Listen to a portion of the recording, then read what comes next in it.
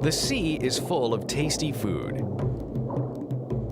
But when too many people take too much, animals can't reproduce fast enough to keep up with human appetites. That's what's happening to yummy animals like lobsters. Overfishing is a big problem because when animals like groupers can't find enough mates, the whole species could go extinct. Clams are overfished too. In fact, in many places, they're almost all gone, which is a shame because clams are really cool.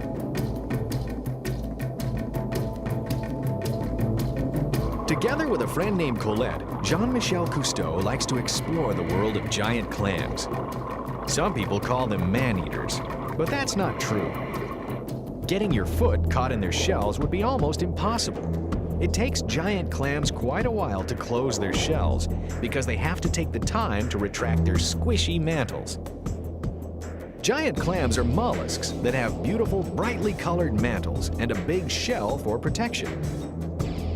The mantles aren't just for decoration. They contain tiny plants called algae, which are the clam's main food. In fact, the clams are farming this algae. The reason the mantle is so big is to create more space for more algae to get more sunlight.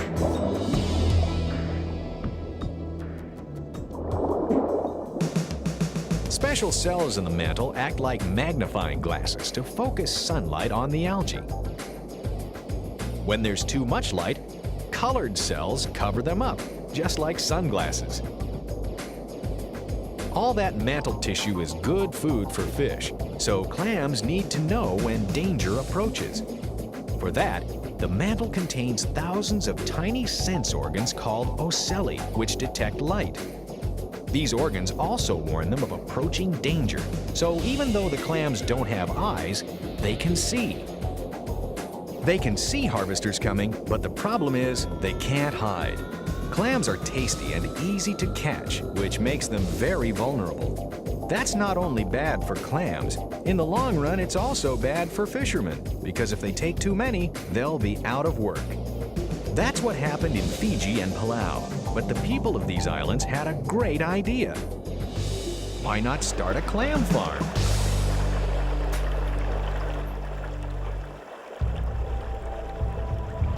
After letting clams grow up, they sell some of them for food. But many are put back on the reefs.